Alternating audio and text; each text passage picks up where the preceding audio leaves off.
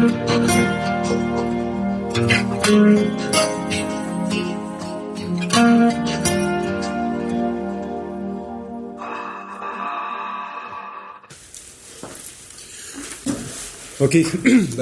Bonjour tout le monde. Ce qui se passe normalement, c'est qu'il y a une période de questions dans la deuxième partie. Je ne sais pas si on va donner une deuxième partie aujourd'hui ou je ne sais pas si ça va être d'un bout ou pas, ou quoi que ce soit, on verra.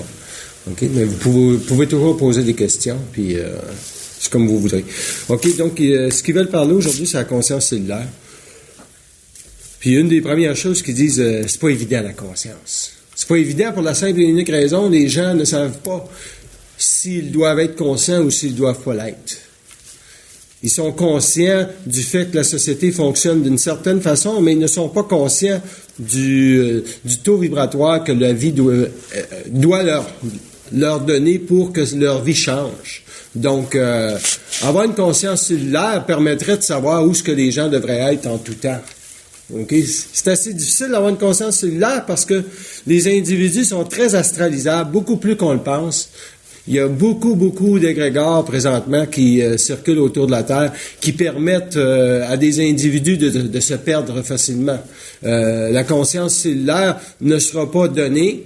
C'est un acquis de l'homme lorsqu'il a abattu le rayon de la souffrance sur sa conscience. Le rayon de la souffrance, c'est le rayon des morts. Ça veut dire qu'à un moment donné, lorsque la souffrance est édulcorée, ça permet à l'homme de savoir un petit peu plus qui il est. Mais quand on vit beaucoup de souffrance, la plupart des gens, lorsqu'on vit trop de souffrance, on peut difficilement identifier quel est le taux vibratoire que la vie est supposée de nous octroyer. Parce que c'est pas nécessairement vrai que l'homme doit descendre son feu. Il doit d'abord savoir qui il est, puis après ça, son feu va descendre. Faut pas fonctionner à l'inverse. On peut pas se mettre en colère indirectement contre la vie tout le temps. Lorsque la colère vient, elle doit être présente dans la conscience cellulaire de l'individu pour pas que ça soit une colère égoïque. Qu'est-ce que c'est une colère égoïque?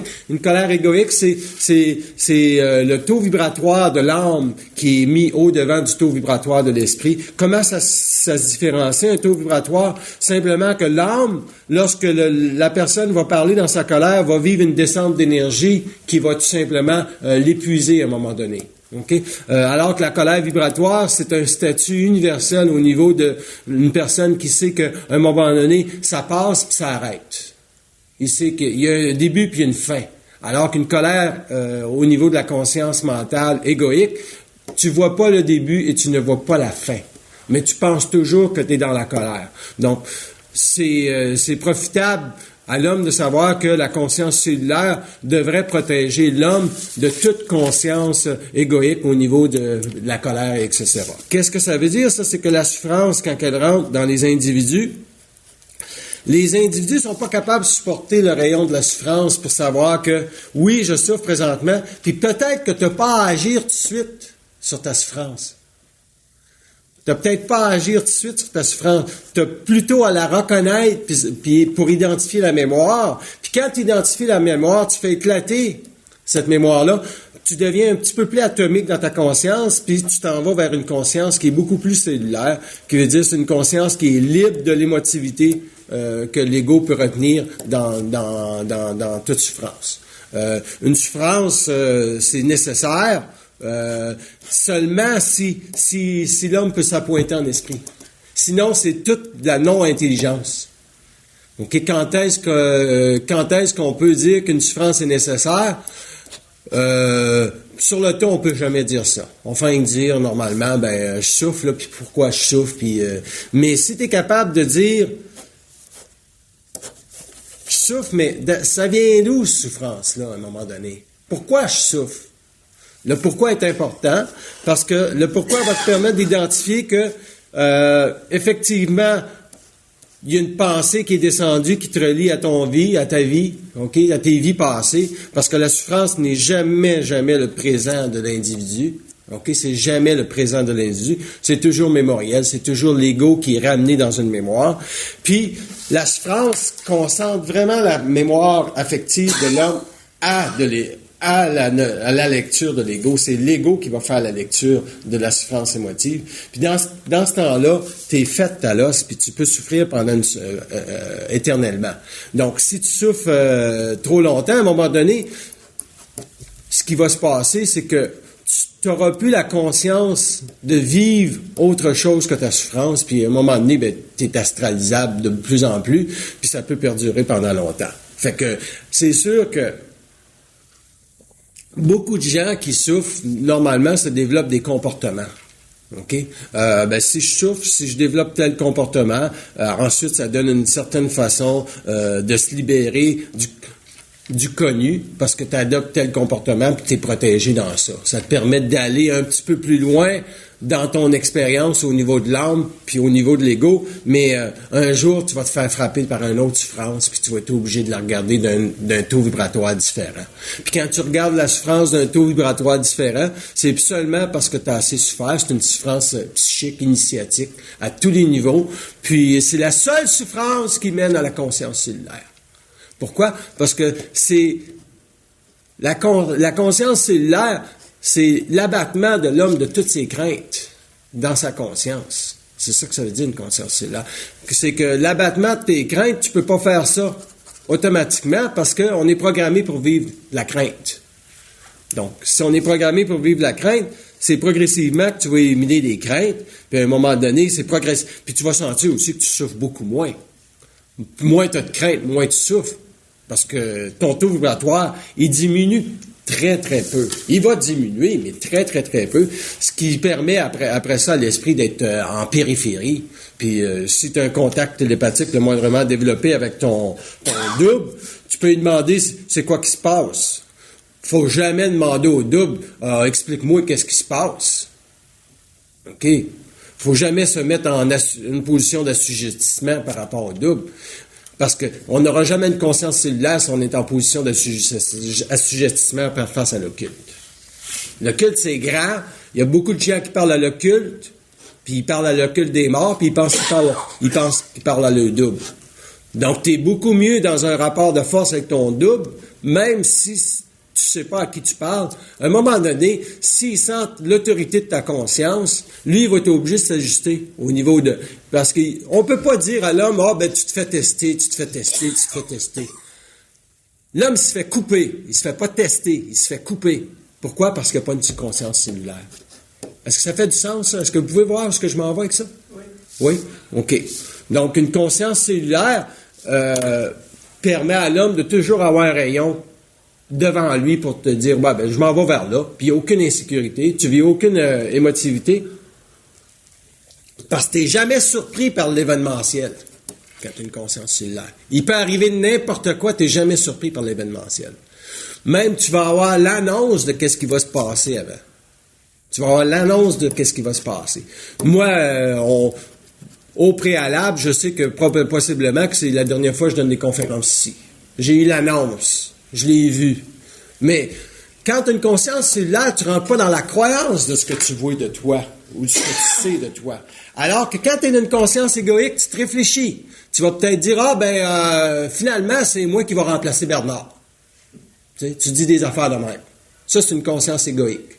Si les gens ne sont pas capables de voir le taux vibratoire entre ça puis une conscience éveillée par rapport à la destinée cosmique intégrale puis universelle et personnelle, ils vont se réfléchir.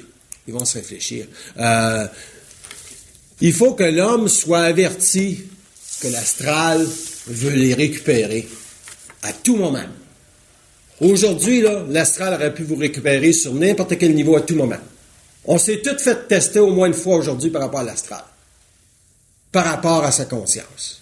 Par rapport que l'astral est toujours en périphérie.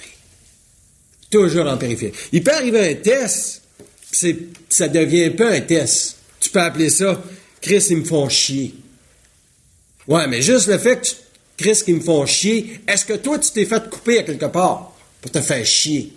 Tu sais, tu marches, tu rentres, tu te cognes sur le bord du bureau, puis tu te fais mal aux genoux. On peut toujours retourner ça en haut, puis dire « Chris, ils me font chier ». Ou on peut dire « Sacrement, comment ça je suis pas assez présent pour voir ce qui arrive dans ma vie ».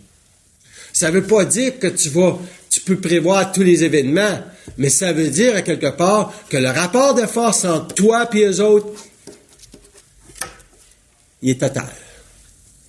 Puis c'est ça, la conscience cellulaire. Être capable de développer un rapport total avec l'occulte. Dans un rapport de force où tu n'as aucune crainte, où tu peux tout simplement dire à l'occulte, à n'importe quel niveau, parlez-moi comme du monde, parce que moi, j'en ai rien à foutre de votre style de vie. Puis la conscience, là, fourrez-la voilà le cul. Tu sais, les gens conscients, ils se rendent compte pas parce qu'ils veulent être conscients. Ils se rendent compte à quelque part parce qu'ils ont un niveau d'intégration qui leur permet de tout simplement dire, je m'en vais par là. Puis quand le monde va savoir exactement là, par où ils vont, ils n'auront plus besoin d'aller à la conférence. Ils vont se faire des petits dîners, puis ils vont manger ensemble, puis ils vont s'amuser.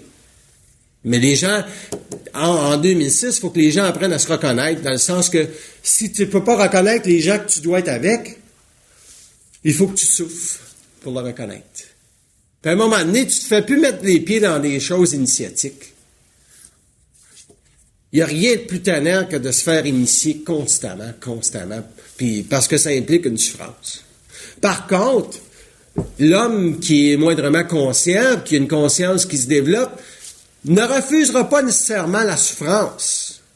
Il la refusera pas parce qu'il sait que les autres travaillent, c'est le seul moyen qu'ils ont pour te travailler, toi, pour t'ajuster.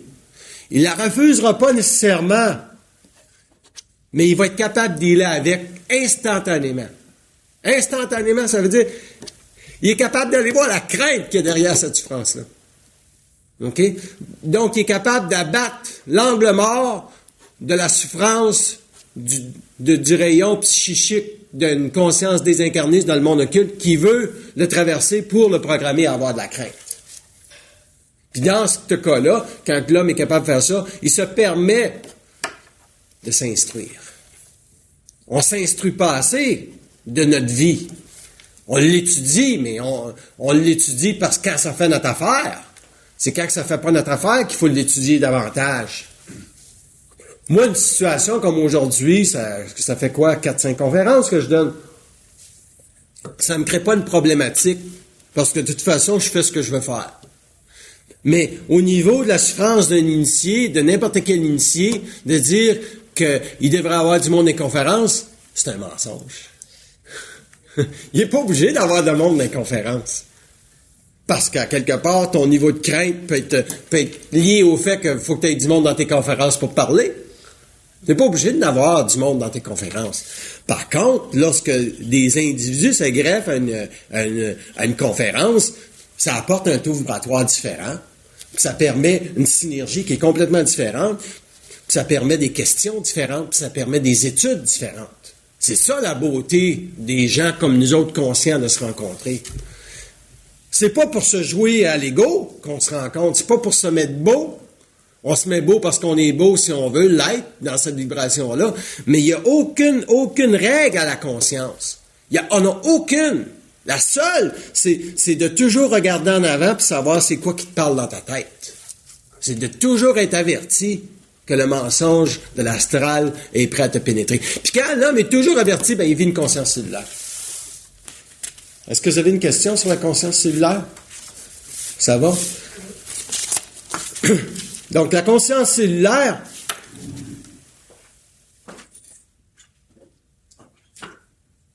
c'est de s'habiter soi-même.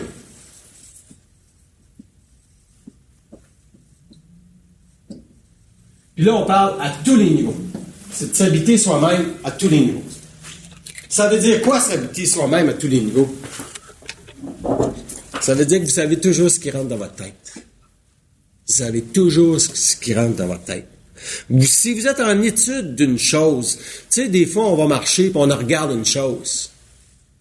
Mais si l'étude que vous faites, vous amène pas en avant à avoir une meilleure clarté d'esprit de qu'est-ce que vous voulez donner comme direction à votre vie, vous êtes astralisé. Vous êtes astralisé. Vous devriez toujours avoir la réponse, même s'ils vous disent qu'ils vont vous répondre dans 10 minutes, tu vas avoir la réponse, dans 20 minutes, tu vas avoir la réponse. Comme Pierre, j'ai jamais eu la réponse d'aller marcher sur le sentier pour retrouver les clés. Moi, j'ai dit, on va attendre, Parce que si on allait marcher sur le sentier, c'est pas une garantie qu'on allait y trouver.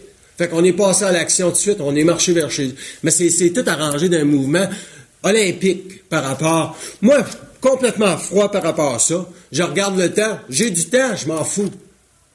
Ma conscience me dit, regarde le temps. Puis là, j'ai dit, j'ai bien hâte de voir combien de temps je vais avoir avant que je vais arriver à la conférence. Parce que j'ai dit, mes amis, là, ils vont être là à temps. Parce que moi, de m'inquiéter pour que vous ne soyez pas à temps, c'est ridicule. La seule question, je veux savoir, est-ce qu'ils vont être là à temps? Ils disent, normalement, ils devraient être là à temps, peut-être 5 minutes en avance. Fait que s'ils sont là 5 minutes en avance, c'est correct avec moi. S'ils sont pas là 5 minutes en avance, j'ai déjà le savoir de qu'est-ce que je vais faire. Ben, la conférence va commencer plus tard. C'est just too bad. Mais je sais que vous allez être là. Fait que je m'habite moi-même en étant tout le temps présent, en ne vivant pas. Parce que faut s'habiter soi-même, ça empêche la présence de l'astral de rentrer. Ça empêche les insécurités. Tu te lèves le matin, là. C'est important que tu saches quand tu te lèves le matin où tu te situes. Faut pas que tu te lèves trop vite non plus. Faut que tu détermines, je me lève. Tu peux même placer l'énergie, OK, je me lève, je suis prêt à me lever. Tu te lèves trop vite, là, tu vas dire, Chris, je suis un peu débalancé, je me suis levé trop vite. Ben, la conscience cellulaire devrait amener les gens à d'être capables d'identifier l'état vibratoire de leur conscience sur le moment. De savoir, effectivement, c'est clean dans ta tête, c'est clean dans ta tête. Tu dis, je vais me lever dans 2 minutes, je vais me lever dans 2 minutes. Tu te lèves dans 2 minutes. Ça veut dire qu'il n'y a pas de gap entre toi, ton esprit puis ton ego. Parce que nous autres, souvent, le problème de la descente de l'esprit dans l'homme au niveau de l'ego, il y a un décalage, un petit peu. Puis le décalage, c'est de la souffrance initiatique. OK? Quand, à un moment donné, tu es capable de rapprocher les deux, OK? Que l'ego est dans la conscience de l'esprit, il n'y a plus de décalage, l'âme est au neutre, est obligée d'être au neutre. Par contre, si tu fais des mouvements un petit peu trop vite parce qu'il y a un petit peu d'ego dedans, l'âme vibre, il met en vibration, puis il y a un décalage entre ton esprit et toi. Donc, il y a une zone qui n'est pas habitée, puis la zone qui n'est pas habitée, c'est l'esprit, dans le fond. Parce que l'esprit est en retrait, donc cette zone-là qui n'est pas habitée t'empêche de vivre la voyance de qu'est-ce que tu vas voir de ta journée dans la journée. Moi, je savais, là, en m'en venant, je dis, je vais voir les gars sur l'autoroute, là, en m'en venant, là. Il me semble.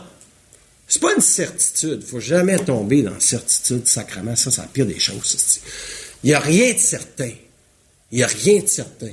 Moi, j'avais jamais la certitude que je serais ici à temps aujourd'hui. Mais t'as vu, je sais pas, il y a quelqu'un qui a trouvé la pierre, mais je savais la certitude par rapport qu'il fallait que j'attende à Jean quand il arrive au parking pour qu'on se donne une direction ensemble de groupe. Savoir où est-ce qu'on s'en va avec ça. Je pouvais pas laisser Pierre tout seul, puis je pouvais pas attendre que Jean ne soit pas arrivé. Moi, puis une fois que c'était réglé, Pierre il revient, il y a quelqu'un qui avait trouvé ses clés, puis cling, cling, cling. Fait que ça fait ding-a-ning, ding-a-ning dans toutes les consciences, puis à un moment donné, tu fais ton mouvement. Hein? Donc, je m'en venais, je pensais à Igor, j'ai dit, s'il est là, je vais le voir sur la route. Fait qu'il était au feu rouge, là-bas, puis moi, j'étais au feu rouge derrière en même temps. Fait que c'est comme ça que ça se passe, la conscience. Mais c'est pas de la certitude à 100%. Si on tombe dans la certitude à 100%, vous n'êtes pas dans une conscience cellulaire. Moi, je pourrais pas me faire dire des niaiseries dans ma tête. Par exemple, que, tes conférences sont pas bonnes. Je m'en crisse-tu de mes conférences sont pas bonnes parce que je sais qu'elles sont bonnes. Pour moi-même. Puis pour les gens, tant mieux si c'est bon pour eux autres. Puis à quelque part, il y a un grand besoin que les gens se rencontrent. Puis pourquoi que le mode du conférencier doit exister encore pour 50 ans? Ça, c'est intéressant de savoir pourquoi ça devrait exister encore pour 50 ans. Parce qu'il y a beaucoup de gens qui veulent parler. Mais c'est pas nécessaire que les gens parlent. Parce que pour avoir une conscience cellulaire, il faut que vous ayez une autorité totale sur le culte au niveau de qu'est-ce qui vient à vous autres. C'est ça une conscience cellulaire. Au niveau de qu'est-ce qui vient dans ta tête. C'est pas au niveau qu'est-ce qui arrive dans ta vie. Ça, tu pourras jamais contrôler ça, qu'est-ce qui arrive dans ta vie. Tu sauras jamais qu'est-ce qui va se présenter à ta porte au niveau de l'expérimental.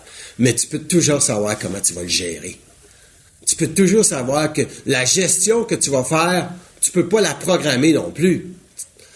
tu deviens dans un mouvement totalement neutre au niveau de l'esprit, puis tu agis toc, toc, toc, puis à un moment donné, ça fait de ligne, parce que tu as trouvé les clés. Mais c'est toc, toc, toc. C'est pas, qu'est-ce que je vais faire, je fais tout ça. Il y a un mouvement qui est complètement directionnel par rapport à toi. Ton ego est lié à ton esprit, puis tu dis, je m'en vais par là, puis c'est ça qui se passe. C'est ça qui est agréable. Puis si t'es pas certain au niveau de l'ego puis de l'esprit, ben t'es capable de supporter le vide de qu'est-ce qui s'en vient. T'as pas d'incertitude par rapport. Donc, quelqu'un qui est dans la certitude est automatiquement dans la réflexion de sa conscience. Il s'habite pas lui-même. Il est habité par quelqu'un. Il est habité par une pensée astrale. Cette pensée-là doit être dévoilée. Puis normalement, c'est l'entité maîtresse qui est derrière ça. Fait que l'entité maîtresse, il faut qu'elle soit dévoilée. S'habiter soi-même demande une totale colère face à toute invasion de l'occulte sur sa conscience. Donc, puis ça, la conscience cellulaire, ce n'est pas donné à tout le monde. Mais c'est progressif pour tout le monde. C'est annoncé pour chaque individu dans la société qui a à être universel au niveau des plans puis de comprendre comment ça fonctionne. Il n'y a pas personne qui est privé de ça. Puis des gens qui pensent qu'ils sont dans la conscience cellulaire, c'est une bonne chose pour eux autres qu'ils le pensent. Parce qu'éventuellement, ils vont vivre une grande, grande souffrance initiatique pour lui démontrer que tu peux jamais être certain à 100% de qu'est-ce qui va frapper à ta porte. Les gens qui n'ont pas de conscience cellulaire, c'est parce qu'ils pensent qu'ils peuvent contrôler l'événementiel. Est-ce que l'homme doit être averti de ses pièges? Non, il ne doit pas être averti. Il faut qu'il y vive. Puis un piège astral, c'est très grand. Imaginez, quelqu'un qui veut parler aux morts, puis il aime ça parler aux morts. Un jour, là, il va se faire avoir, puis solide à part ça. OK? Tu parles pas aux morts quand tu veux. Tu parles aux morts quand tu dois. Qui veut dire, lorsqu'il y a de la cochonnerie dans ta conscience, tu l'adresses, puis tu parles. Puis le feu de ta conscience va obliger aux entités de prendre un recul par rapport à toi. OK? C'est incontrôlable, l'astral, au niveau de la société actuelle. On ne peut pas contrôler qu'est-ce qui se passe au niveau de la conscience de masse. Par contre, on peut gérer qu'est-ce qui vient à sa conscience. On peut être dans un mouvement totalement olympique lorsqu'on reconnaît qu'effectivement, on est sujet à une certaine crainte, une certaine souffrance, ou une certaine... Puis pour le mouvement égoïque de son esprit, là, quand tu es dans un ego, puis c'est l'âme qui vibre, ça, c'est bien dur à voir pour les gens. De savoir c'est quoi un état vibratoire. C'est bien difficile. Bien des gens pensent qu'ils sont dans de l'esprit puis sont dans de l'ego. Comment on fait la différence? Y a-t-il moyen de faire une différence, Igor? T'es dans de l'esprit ou t'es dans de l'ego? Tu devrais souffrir. Tu t'es obligé de passer par la souffrance, hein? C'est ça. Donc, il y a toujours une souffrance pour amener l'homme dans l'esprit. C'est le prêt à payer. Le prêt à payer de l'esprit. Pour être dans l'esprit, il faut que tu souffres un petit peu. Faut que si tu souffres pas, tu peux-tu être capable de vivre la certitude pendant 50 ans? Tu peux vivre la certitude pendant toute une vie. Puis même si tu étais exposé à de la conscience, tu peux avoir le contact du double, puis tu peux vivre la certitude. Parce que tu n'as pas été capable de le confronter, ton double. Donc, la première chose, moi, si je demande au double, je dis, sacrément, c'est quoi l'affaire de la certitude? Ils me disent, c'est des gens qui pensent qu'on va leur donner quelque chose. Puis, pourquoi que les gens pensent ça qu'on va leur donner quelque chose? Parce qu'ils ont pensé super. Une fois que tu as compris La souffrance est indirectement liée à ton repositionnement au niveau de l'astral de ta conscience. Tu n'y crois plus. La croyance n'a plus aucune influence sur ta conscience. Plus aucune influence sur ta conscience. Mais ne plus les croire, c'est pas assez. Faut que l'homme ne se fasse plus couper non plus. Faut qu'il s'habite lui-même. Faut qu'il s'habite lui-même. La croyance, comment tu sais que tu t'es habité toi-même? C'est que tu sens que tout est aligné dans toi. Tu sens que tout est aligné dans toi. C'est comme tu marches, puis t'es bien. Puis tu peux voir tout ce qui se passe. Puis t'es sur la route, supposons. Puis là, tu vois un auto qui roule très, très vite. Comme moi, je m'en venais ici, là. Il y avait une voiture qui était juste derrière moi. Puis elle me suivait, puis elle me collait. Elle voulait pas me dépasser. Pourtant, la voie était libre à côté. Elle me suivait. Puis là, collé, là, tu sais, probablement d'ici 1 à 2 mètres. J'ai accéléré, puis je me suis mis devant un autre auto, juste pour pas y laisser de place pour qu'elle rentre, mais j'ai été respectueux de l'autre auto, j'ai donné suffisamment d'espace. J'ai dit, il faut qu'elle s'en aille en avant, là, avant de moi. Elle s'est en allée en avant. J'ai dit, au moins, elle a compris quelque chose. Mais j'ai dit, je suis certain qu'elle va aller se mettre complètement derrière l'autre voiture. Puis c'est exactement ça qui est arrivé. Elle est allée coller l'autre voiture au cul. Mais moi, là, je m'habite moi-même. Je veux pas subir ça. Puis elle est astralisée. Penses-tu à quelque part que je vais commencer à dire, elle doit être astralisée? J'ai pas besoin de me dire ça. Pas besoin de réfléchir ça. J'ai pas besoin de me justifier. J'ai pas besoin de certitude par rapport à ce que j'ai vu. Je fais regarder qu'est-ce qui se passe. Puis à un moment donné, elle colle au cul de l'autre personne, puis elle décide finalement de la repasser. Je dis, tant mieux, l'autre personne n'aura pas à subir ça. Mais on est confronté à des situations comme ça dans la vie. Constamment. Puis si tu n'es pas habité toi-même, tu vas projeter que l'autre est astralisé. Ouais, mais juste le fait que toi, tu dises, Christ, tout le monde est astralisé. Ouais, mais est-ce que tu es dans une conscience cellulaire à ce moment-là, ou tu es tout simplement au niveau de l'âme, puis tu vibres un petit peu, puis tu es en tabarnak? Être en tabarnak, quand tu n'es pas d'une conscience cellulaire, ça veut dire qu'à quelque part, tu es dans l'ego.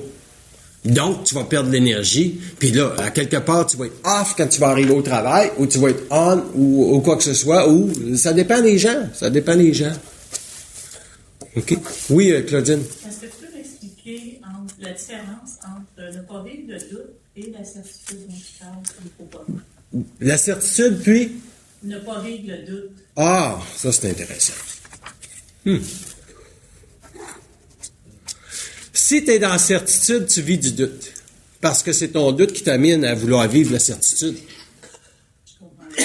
Donc, une personne qui vit énormément de doute dans sa conscience va se convaincre de quelque chose. Indirectement, ça va mener à la certitude, puis elle ne verra même pas l'égrégore qui va se lier à ça. Ça devient une porte totalement... tu avais dit un mot, asthète, quelque chose? Ascète. Je ne sais pas qu'est-ce que ça veut dire, mais ça ressemble à ça. Une personne devient dans un carcan, puis elle suit seulement ce mode-là, puis elle n'a plus d'ouverture. Donc, le doute est nécessaire pour briser la certitude. Quand tu as compris ça, le doute, tu ne travailles plus sur le fait que tu dois croire pour briser ton doute, mais que tu dois tout simplement voir la crainte qui est derrière ton doute. Pourquoi que tu doutes tant que ça de toi-même?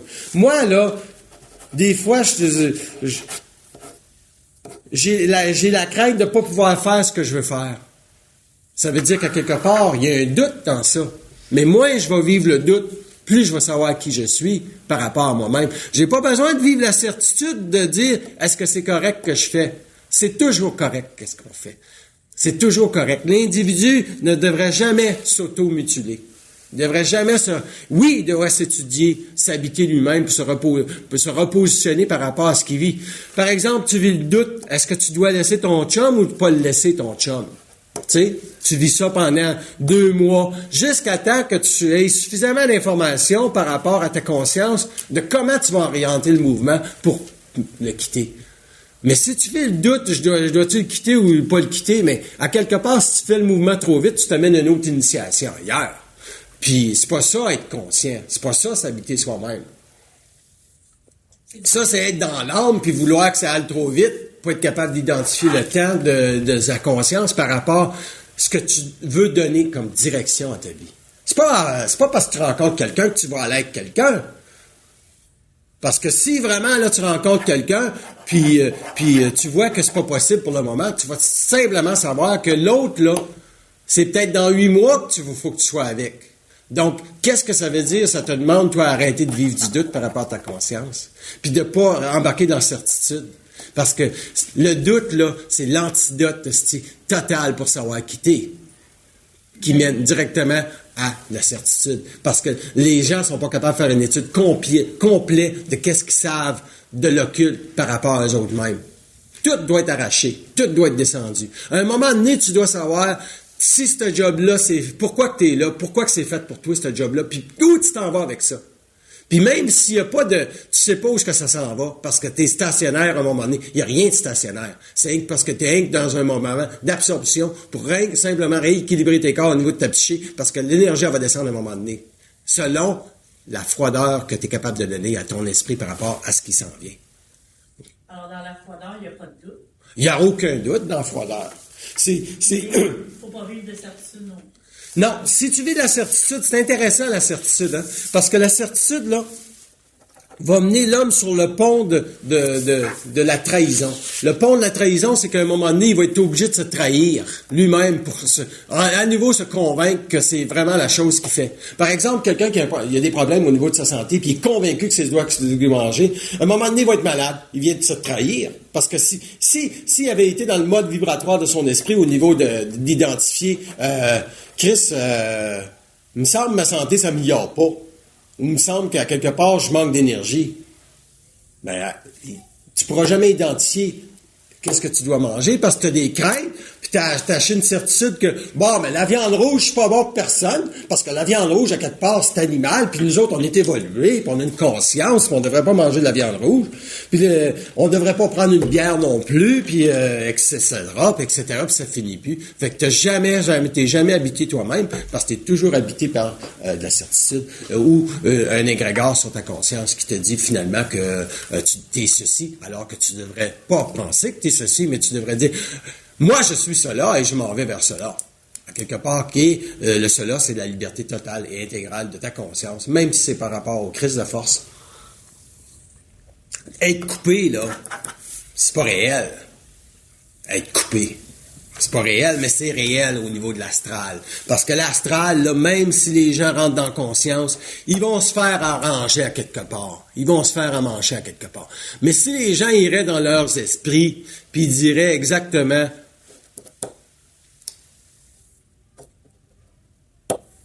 est-ce que je suis bien dans ma peau? Puis l'esprit dirait vous êtes un petit peu mieux que... Et puis là, si vous demandez qu'est-ce qui manque à mon bien dans ma peau? Ils vous le diraient instantanément. Ils n'ont pas le droit de refuser ça. Ils ne peuvent pas refuser votre bien dans votre peau. Puis ça, il faut avoir confronté l'occulte pour savoir ça. Il faut avoir confronté l'occulte pour savoir que c'est un principe de vie. C'est pas le principe de savoir. Moi, le principe de savoir qu'est-ce qui se passe dans l'occulte, là, ça m'intéresse pas. Le principe d'être bien dans ma peau, ça m'intéresse. Parce que le principe de l'occulte, c'est de la curiosité.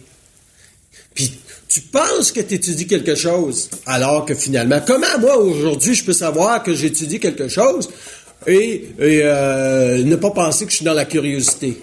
Bon, c'est une question intéressante. Je suis pas intéressé à ce qu'ils vont me dire. Je les laisse parler. Par contre, je peux pas m'autoriser à réfléchir qu'est-ce que je vais dire.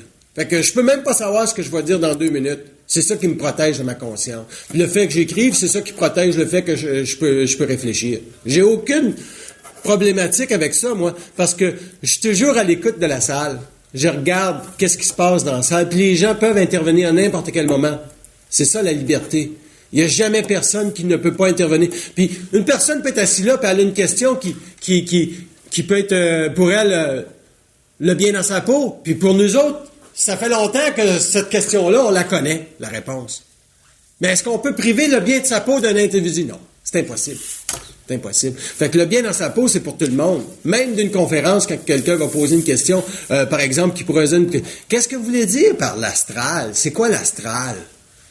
Ben, ça a la question, a la réponse. L'homme, puis M. Bernard l'a appris avec le temps, ça, que tu peux pas rabouer aucun individu. Parce que l'astral est toujours à l'affût de ta propre conscience, qui est la tienne, en tant qu'initié ou en tant que personne qui parle. Le respect des individus passe avant le respect de l'occulte. J'ai aucun respect pour l'occulte. J'ai de la guerre contre l'occulte, de la colère, puis elle est nécessaire. Mais, quand l'homme développe une conscience cellulaire, il dit jamais non au dialogue avec l'occulte. Dans le sens que il dit oui quand ça fait son affaire. Puis il dit non quand laissez-moi tranquille, crissez-moi patience. Vos hosties d'affaires, là. Par exemple, tu vis quelque chose, puis là, je veux savoir qu'est-ce que. Non, vous le faites arriver l'événement, là. On verra, Chris. On verra. Tu sais, on peut te donner la réponse. Mangez dans de la merde. Gardez-le pour vous autres la réponse aussi. Vous avez rien qu'à pas faire arriver le crise d'événement. Ça dépend. C'est pas toujours comme ça que ça fonctionne dans ta tête, tu sais. Tu peux pas toujours dire, sacrement, je me fais tester. Moi, je brûlerais me faire dire ça, je me fais tester. Sacrement. Ça, c'est correct pour qu'un jour tu commences à comprendre c'est quoi le double. Il va te tester pour savoir si tu es capable de développer un rapport de force avec lui. Pour savoir à quel niveau tu te situes dans ta conscience. Là, il va te tester. Mais à un moment donné, c'est qui l'arrête, le test? C'est soi-même, hein? Quand tu es habité par toi-même, là, t'as pas besoin que de la conscience ésotérique de personne pour savoir quitter. Il n'y a pas personne qui va venir te dire quitter. Puis c'est pas le double qui va te dire quitter non plus. Parce qu'un jour, tu vas dire, je suis ça, hein? Il va être obligé de répondre, oui, vous êtes ça. Il dit, vous avez compris, c'est ça que vous êtes. Puis s'il dit, vous êtes pas ça, là tu vas dire, comment ça tu veux dire, je suis pas ça? Il dit, vous allez vers ça. Tu peux vivre avec le vous allez vers ça, parce que t'es intelligent. Ça te protège de développer une conscience égoïque aussi. Mais, à un moment donné, vous allez vers ça, tu vas dire, c'est pas réel ça. C'est pas réel. Le dialogue est intégral, parce que le feu est intégral. La conscience cellulaire, c'est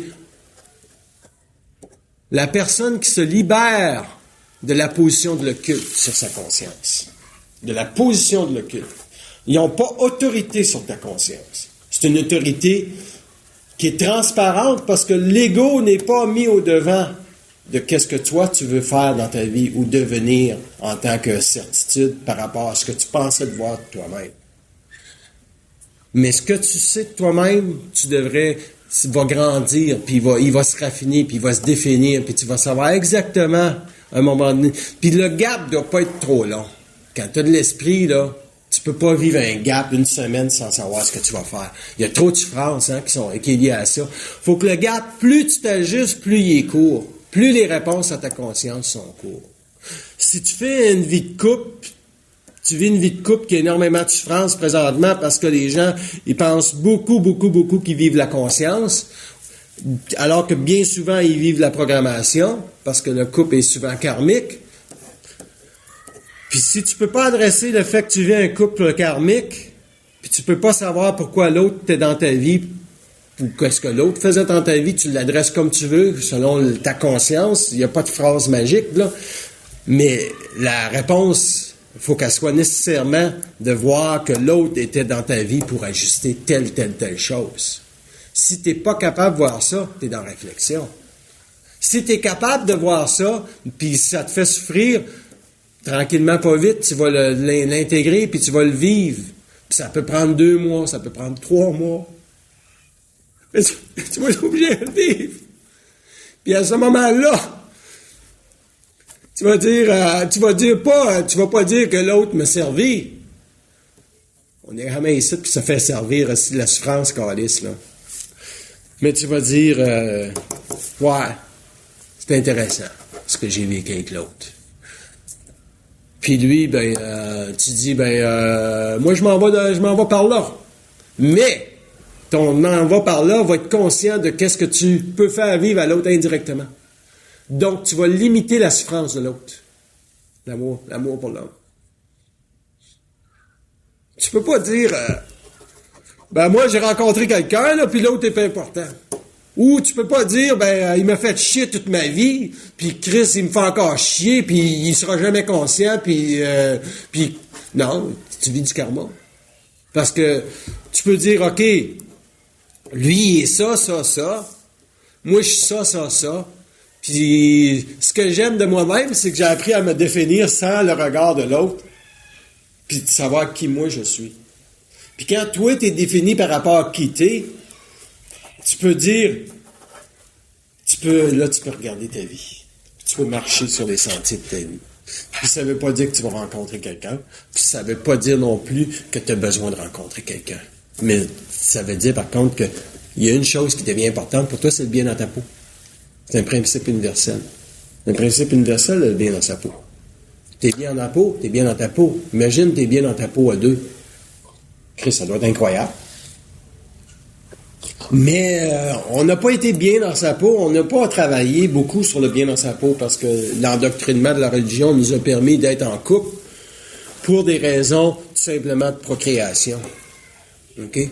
Puis, on a créé une société sur laquelle on doit baser le couple sur le devenir de ses enfants. Un estime malaise, alors que on devrait bâtir une société sur le devenir de la conscience individuelle de l'homme et de la femme en société. L'enfant, c'est rien qu'un plus, mais c'était normal qu'on vive ça parce que la période involutive de l'âme, jusqu'à temps qu'elle soit mis en opposition par l'esprit, devait amener à l'homme une conscience intégrale que l'ego, c'est de la souffrance.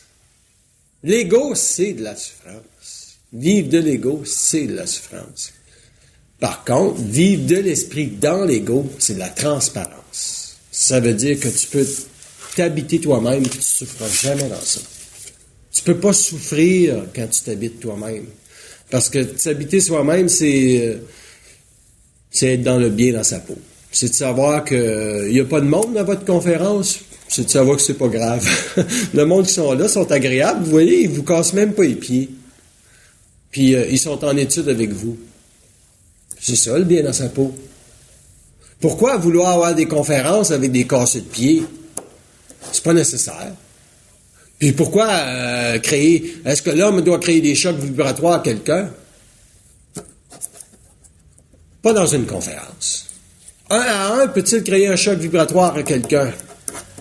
S'il s'habite lui-même, oui. Jusqu'à quel point il peut aller?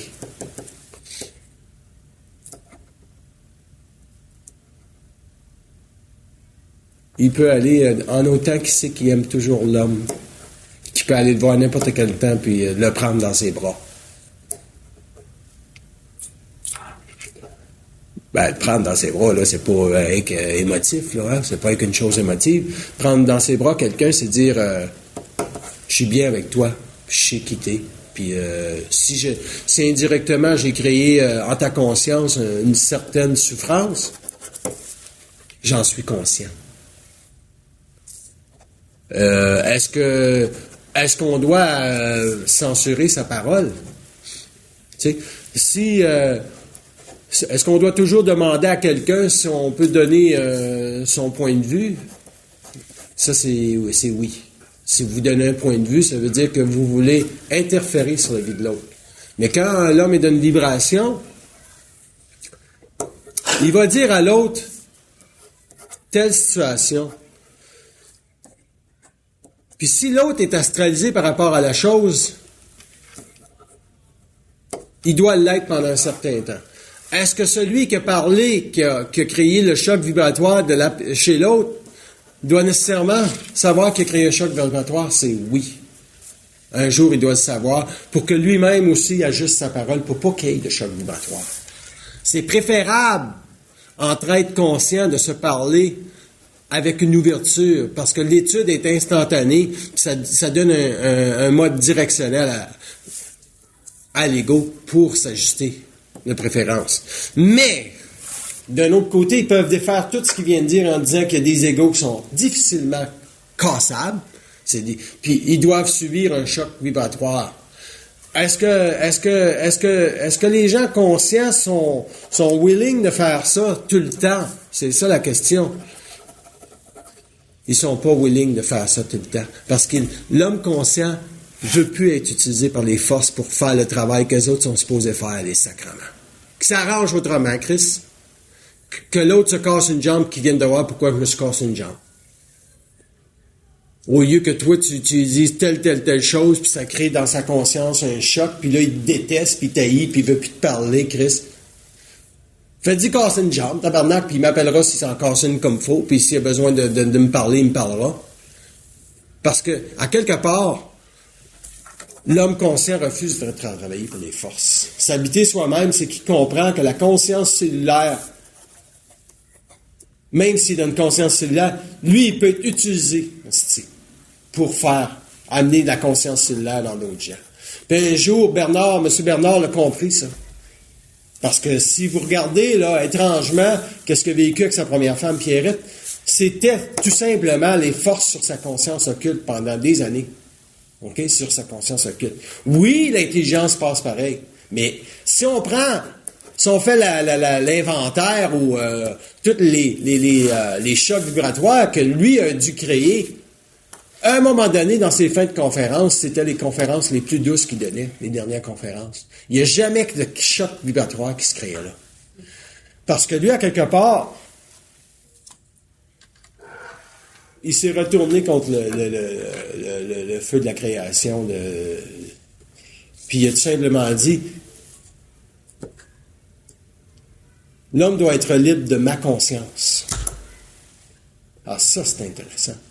Fait que moi, les gens que je rencontre, ils doivent être libres de ma conscience. Ça veut dire que ce que je sais, je dois le garder pour moi. Si je le sais tant que ça, l'autre devrait le savoir à un moment donné. Puis ça devrait se communiquer, ce savoir-là. Ce qui s'est passé entre Jean hier, puis Pierre, puis Jean il a dit « je connais deux Pierre », ça devait se passer. Parce que c'est un savoir, ça. Qu'un jour, c'est peut-être ton meilleur ami qui va te dire quelque chose sur toi-même. Puis ça, c'est bien préférable que l'autre soit ouvert, qu'au lieu que tu lui dises telle chose. Mais encore là, ils disent que quand il y aurait de la rigidité dans l'homme, tu peux casser quelqu'un au niveau de son ego, puis lui peut le vivre comme quelque chose qui n'est pas intelligent. Mais savez-vous qu'est-ce qu'ils vont faire pour rééquilibrer ça? Ils vont vous faire vivre une expérience similaire à vous autres, même dans un décalage de 2-3 jours, pour vous dire, ce que vous avez dit, c'était ça. Même si c'est certain que bien souvent on dit quelque chose, puis la personne nous confronte, on va aller complètement dans le sens de ce qu'elle dit. Mais si on vit du doute, là, si on revient au doute dans ce moment-là, tu dis, OK, je vais regarder où est-ce que ça s'en va, cette affaire-là. Mais tu peux pas être quelqu'un qui t'arrive, qui te dit, ce que tu m'as dit l'autre jour, ça m'a fait souffrir. Tu peux pas arriver, là, puis dire, ce que je t'ai dit, tu devais l'entendre. Chris, là, prends un break, là. Prends-la où ce qu'elle est, va-t'en avec, puis dis, ouais, c'est intéressant, ça, ce que tu dis là, hein. Puis comment tu l'as vécu? Ah, Chris, tu sais, j'ai pas aimé ça, puis à quelque part, je comprends ce que tu dis. Ouais, je comprends ce que tu dis. Puis si tu as à t'excuser, l'homme peut s'excuser. Il peut s'excuser, pas nécessairement parce qu'il joue une game, parce que dans sa tête, ça lui dit « je suis avec toi ». Tu sais, il n'est pas obligé de dire que je m'excuse. Je me verrais pas, moi, dire je m'excuse pour ça, là. Je dirais tout simplement ouais, je comprends ce que tu dis. Je comprends ce que tu dis, mais c'est intéressant, puis je le regarde. Je l'étudie, je le regarde de mon côté. Puis, tu dois être capable de réassurer avec l'autre ton lien. Dans le sens, tu veux dire, je comprends ce que tu dis. Tu es avec l'autre. Tu n'es pas avec toi-même, tu es avec l'autre. Ça veut dire que tu es dans l'écoute. Tu écoutes l'autre. Tu reçois. Tu as créé un choc. L'autre, tu te dit que tu n'avais pas à faire ça. Tu le reçois, tu te dis, ouais, je comprends ce que tu dis. Je comprends ce que tu dis. Bernard, pendant des années, il a écouté sa femme dans les dernières conférences. Puis il disait pas un mot. Il était obligé de l'écouter. pas obligatoirement, mais parce qu'il aimait l'homme, parce qu'il aimait, il aimait Pierrette. Mais elle, Pierrette, elle a tout le temps vu comme un initié qui l'a fait souffrir, puis l'a fait souffrir, puis l'a fait souffrir, puis l'a fait souffrir. Ça en est devenu une névrose à un moment donné. La névrose de la femme, c'est quoi la névrose de la femme? C'est de mâcher le passé sur le dos de l'homme. Puis l'homme peut être névrosé? Non, il peut vivre de l'orgueil mental. Il peut être égoïque dans sa conscience au niveau de l'orgueil mental, penser qu'il est conscient alors qu'il est totalement inconscient. Puis ça, c'est le plus grand défaut de l'homme, puis le plus grand défaut de la femme, c'est au niveau de la névrose. Qu'elle mâche le dos, elle mâche le passé sur le dos de l'homme, puis l'homme, lui, il se pense conscient, puis alors qu'il l'est pas, puis il ne peut pas écouter l'homme. M. Bernard l'a vécu, ces tests-là. Il a vécu ces tests-là par rapport à l'écoute de sa femme. Puis il était obligé de l'écouter jusque dans... Il était à moitié mort, puis il était obligé de l'écouter encore. Pour savoir qu'elle, qu'est-ce que ça disait? C'était totalement réel. Est-ce que c'était réel par rapport à lui? Oui. Parce qu'à quelque part, elle devrait se libérer de tout ce qu'elle avait sur le cœur avec que cet homme-là puisse générer sa conscience sur un autre plan de conscience. Donc, c'est sûr qu'il a vécu avec Élisabeth pendant des années. Il s'est rebalancé au niveau de sa propre psyché. Ça lui a permis de simplement dire, Christ, je suis conscient, mais là, je suis conscient encore davantage parce que j'ai compris que les forces occultes, c'est de la merde, en autant que ça ne soit pas géré par l'esprit et que ce ne soit pas retourné parce que l'homme doit passer avant l'homme. Il a vécu une conscience totalement intégrale au niveau de la conscience cellulaire, puis il était capable de décrire sa destinée au niveau de la conscience de l'homme, qui veut dire qu'il a vécu l'amour pour la femme, pour la première fois sur la terre, qui était capable de rééquilibrer sa femme, Pierrette, par rapport à son écoute, pas par rapport à ce qu'il a dit, par rapport à sa capacité d'écouter. Il est sorti totalement de toute réflexion de l'orgueil sur sa conscience, qui lui a permis finalement de savoir, de s'habiter soi-même, qui lui a permis de savoir que dans la maladie, il n'était pas malade. Que dans la maladie, il n'était pas malade. Donc, il ne faut pas vivre du doute quand tu es dans la maladie, là, puis tu es en train de mourir d'un cancer. Il ne faut pas que tu vives du doute. Il faut tout simplement que tu sois capable de t'habiter toi-même et de savoir où ton esprit. L'esprit est toujours présent. L'esprit est toujours présent. Ça continue, la vie continue. Puis il n'y a jamais de rupture. Donc, le doute ne peut jamais rentrer parce que tu es toujours à l'étude de quelle crainte qui peut t'habiter toi-même. Okay? C'est réel d'être seul dans sa conscience. C'est réel. Puis pour vivre bien dans sa peau, il faut être réel dans sa conscience. Mais être réel puis être seul dans sa conscience, ça veut dire toujours. Quand tu es vraiment réel dans ta conscience, tu es toujours à l'écoute de l'autre.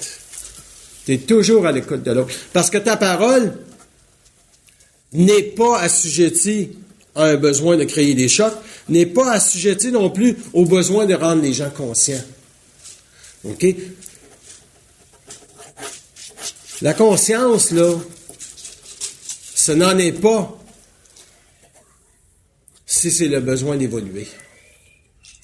Ça n'en est pas si c'est un besoin d'évoluer. L'homme n'a pas besoin d'évoluer. Ça, c'est les forces qui veulent que l'homme évolue. L'homme, il veut une chose. Il veut être bien dans sa peau. Fait que toute la crise de souffrance qu'on peut vivre là, par rapport à je vais évoluer, je vais aller à telle place, je vais évoluer plus vite, c'est de la certitude. Il faut que ça soit de la certitude. Pourquoi que c'est de la certitude? Vouloir évoluer. Pourquoi que de vouloir évoluer, c'est de la certitude?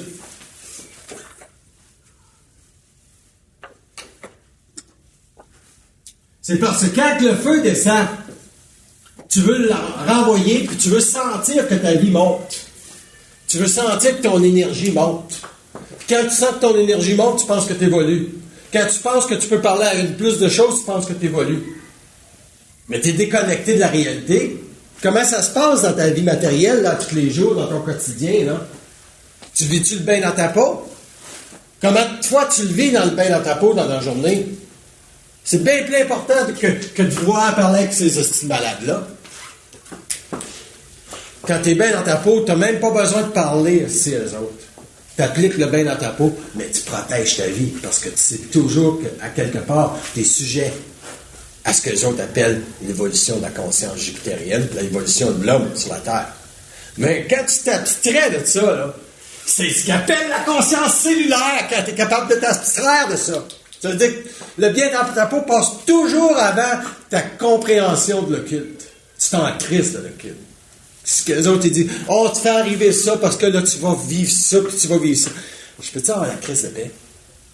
Puis vivre le bain dans ma peau? Perdre ses clés. C'est abominable, c'est surtout que ton autre set de clés dans ton char. C'est comique. C'est pas comique, hein?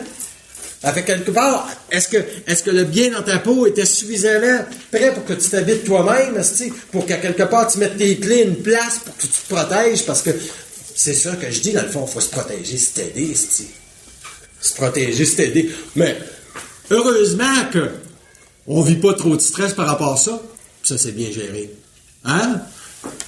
On est parti, tout s'est réglé. Mais imagine si, à quelque part, tu vis de l'insécurité, puis tu vis de la crainte, puis tu vis de la certitude que ça devrait pas t'arriver. Là, tu es en colère contre les plans, puis patati patata.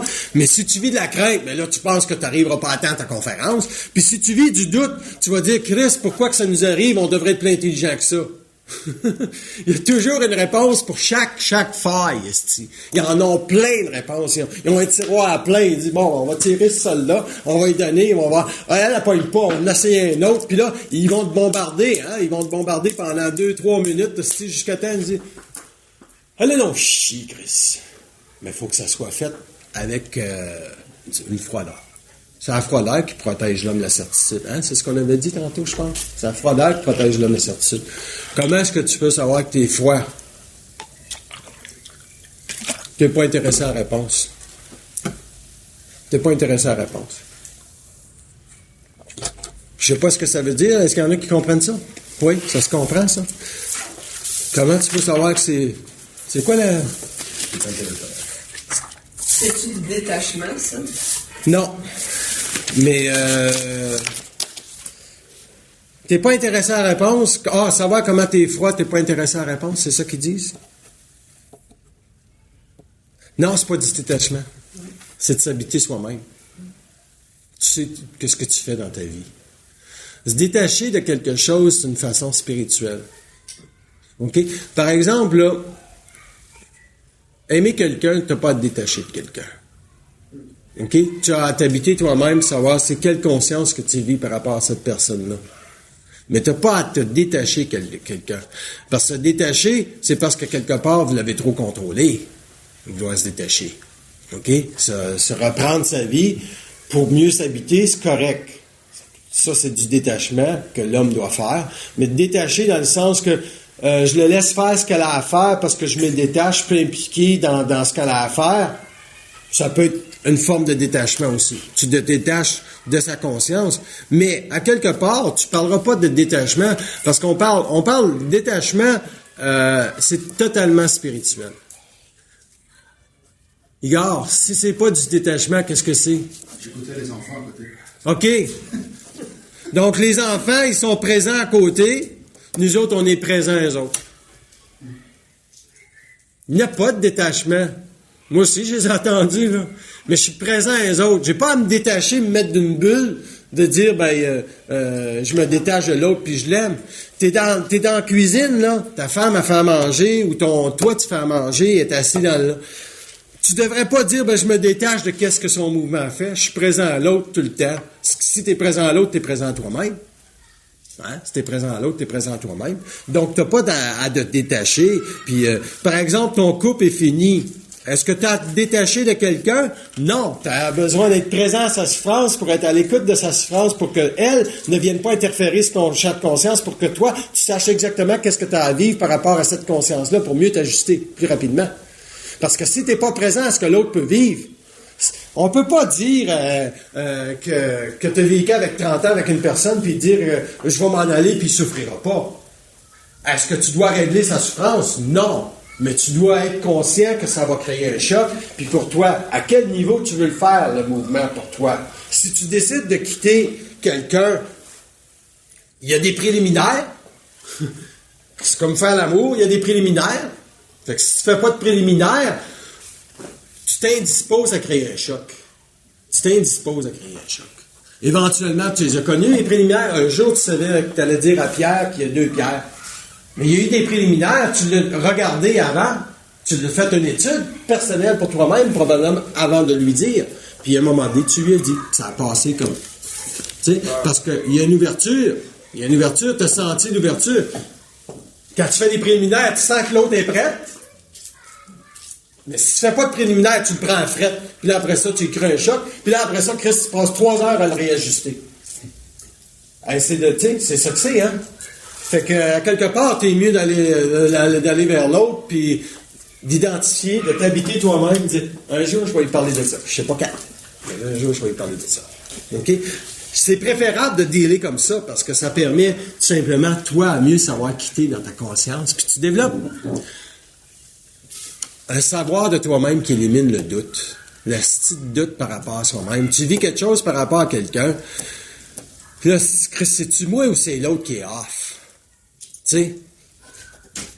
T'es mieux de savoir, à quelque part, que toi, qu'est-ce que tu as à vivre par rapport à ça, puis là, puis tu le vis dans ça, que d'aller annoncer à l'autre qui est off, tu sais? T'es mieux de t'habiter toi-même, t'appliquer à vivre le bien dans ta peau.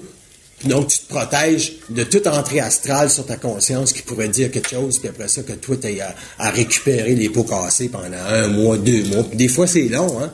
Ça peut être très long, des fois. Donc, s'habiter soi-même, il peut y avoir plein de bruit autour, puis ça ne te dérange pas. Parce que ta conscience ne sera jamais assujettie à l'extérieur de toi-même. Ça commence en toi, puis ça va à l'extérieur. Ça commence dans toi, puis ça va à l'extérieur. Ça veut dire que le feu, une fois qu'il est bien établi dans toi-même, tu t'habites toi-même, puis ça irradie à l'extérieur. Donc, l'extérieur devient simplement une étude approfondie de toi où tu es rendu par rapport à toute la cosmogénie de la Terre. Donc, dans ce mouvement-là, tu vas savoir que tout ce qui se passe au niveau de la conscience des masses, c'est nécessaire. Tout ce qui se passe au niveau du fait que les États-Unis doivent être en Irak, c'est nécessaire. Puis c'est une crise de bonnes choses qui soit là. Puis il y a bien du monde qui ne peuvent pas voir ça parce qu'ils appliquent le doute de qu'est-ce que les Américains font là. Mais s'il y avait moindrement une conscience cellulaire puis une conscience vibratoire, ils diraient, sacrément, il faut que tu regardes ça sur 100 ans. Si tu peux regarder ça sur 100 ans, ça veut dire que tu es déjà capable de faire une étude de où est-ce que la planète Terre doit s'en aller en tant que conscience. Mais si tu regardes ça sur le médium, c'est sûr que tu vas tomber dans la réflexion. Il y a beaucoup trop d'informations qui est voilée à l'homme pour pouvoir faire un absolu d'une situation comme ça.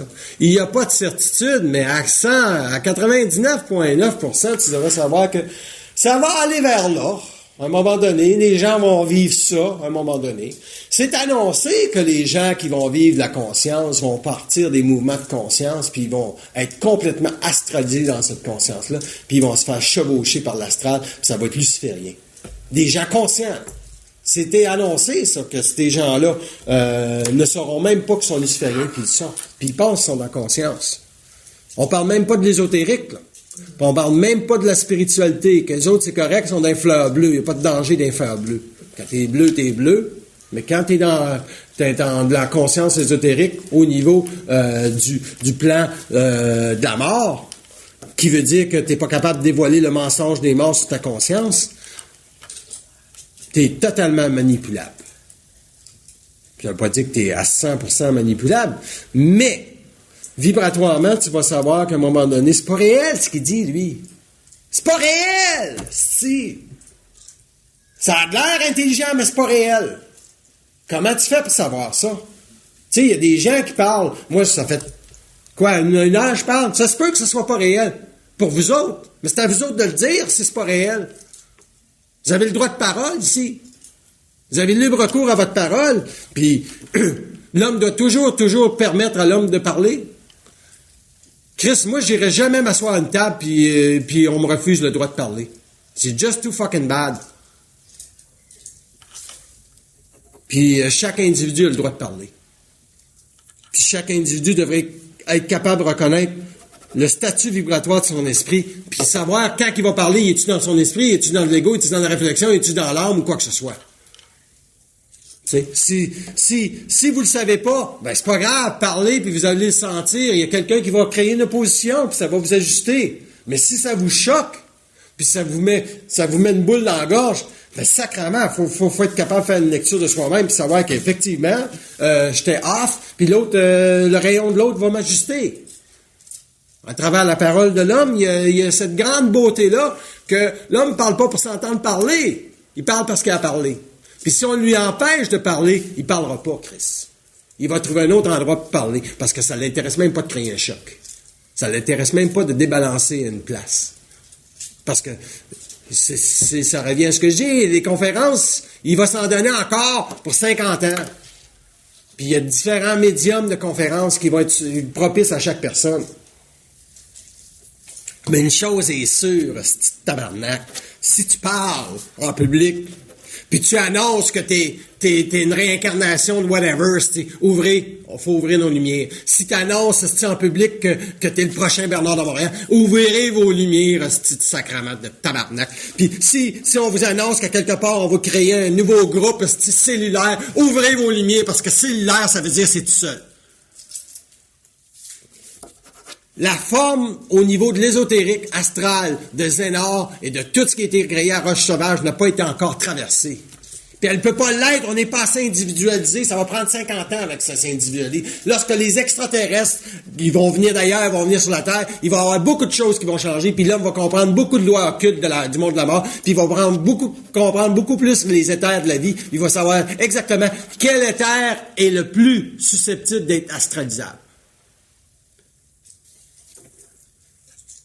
Tu vas dans un hôpital, sacrément, tu peux savoir que tu peux être sujet à de l'astralisation. Tu vas au casino de Montréal, casino de Noël, tu peux savoir, sacrément, que c'est pas réel en tant que vie planétaire de vivre des affaires-là. C'est réel, par contre, pour amener des ajustements au niveau de n'importe quel être conscient qui fait une étude de lui-même. Il va savoir, Chris, qu'est-ce que je fais là? Par 10 000 piastres aujourd'hui, tabarnak, c'est difficile. Il va souffrir un petit peu, il va dire... Ouais, vous devez vous ajuster par rapport à telle chose. Sacrement, je souffre tellement, là, je veux plus vivre ça. Fait que là, la prochaine fois que tu y vas, ben, tu sais que t'es amené là encore pour faire une étude de toi-même, puis là, tu te watches, puis tu te protèges, mais tu seras jamais garanti que tu te feras pas enfiroiper. Même si t'es bien conscient, tu peux avoir les numéros dans ta tête, puis s'ils disent ça, tu vas perdre 250 000 $, tu vas perdre 250 000 $, parce que les autres, c'est l'évolution. Fait que toi, t'es loin du bien dans ta peau quand tu t'en vas au casino puis tu penses que tu vas gagner. T'es bien plus dans l'illusion que tu vas évoluer, puis dans le fond, ils vont te faucher l'herbe sur le pied, puis tu vas tomber sur le cul, tu vas dire, c'est dur aussi se protéger dans sa vie puis avoir la paix dans sa tête, puis c'est rien que ça qui va arriver. Mais ça veut pas dire qu'on faut condamner ces institutions-là. Ils sont là pour que l'homme devienne scient de qui il est à tous les niveaux. C'est sûr que quelqu'un qui a une faille comme l'alcoolisme, à un moment donné, il y a des entités solides qui peuvent se greffer à sa conscience. C'est quasiment... J'ai jamais vraiment vu de gens conscients tomber dans l'alcoolisme. J'en connais pas qui peuvent se sortir parce que les entités sont beaucoup, beaucoup trop fortes. L'altération de la conscience est beaucoup trop avancée. Mais par contre, quelqu'un qui est dans l'ésotérique un jour peut se réveiller. Comment il peut se réveiller? Ça, c'est intéressant. Comment il peut se réveiller?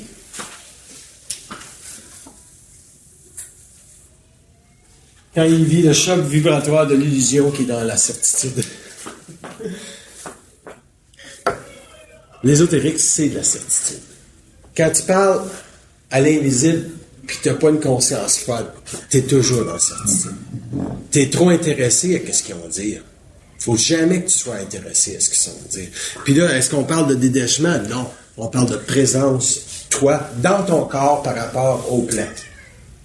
OK? Puis par rapport au fait que sur la conscience planétaire de la Terre, tu ne deviendras jamais conscient avec l'autre. Tu vas devenir conscient dans le regard de l'autre sur toi-même. Si l'autre est neutre quand il te voit, puis quand tu le quittes, il est neutre, puis vous avez échangé de grands sujets, vous avez parlé de grandes choses, ta présence, elle a grandi par rapport à toi-même. Tu vis pas le doute. On ne devrait pas dire, faut qu'on vive quelque chose quand on rencontre, ça fait longtemps que je l'ai pas vu. Puis là, tu t'excites parce que ça fait longtemps que tu l'as pas vu. Ça, c'est l'annonce que tu vas te faire fourrer plus tard. C'est froid, là, mais tu peux être content de voir l'autre. Puis comment tu es content de voir l'autre? Parce que tu es présent à l'autre quand tu dis bonjour. Puis tu es présent à l'autre quand tu le quittes. Il n'y a jamais de gap entre toi et l'autre. Quand l'autre part, vous êtes sur la même longueur d'onde. Moi, il fallait que je vous attende, les deux, parce qu'on était ensemble, puis il fallait que je sache qu'on était tous sur la même longueur d'onde, en fonction de qu'est-ce qu'on voulait faire. J'aurais pu dire, mais je vais être en retard à ma conférence. Non, m'en Christ. Vous êtes plus important que ma conférence. Dans le sens que, qu'est-ce qu'on fait ensemble, comment on enligne ça. Une fois que ça c'est fait, vous êtes arrivés ici. Il n'y a jamais eu de décalage. Ça, c'est les enfants. Bon. Ils vont bien, les enfants. Ça veut-tu dire qu'il faut prendre un break, une pause syndicale? Ou avez-vous des questions? Ou est-ce que vous voulez prendre une pause ou vous voulez que ça continue? Oui, c'est ça. Ils sont bien présents. Ils sont plus présents que nous autres? Ils étaient tous là, tantôt. On prend une pause? OK, on prend une pause.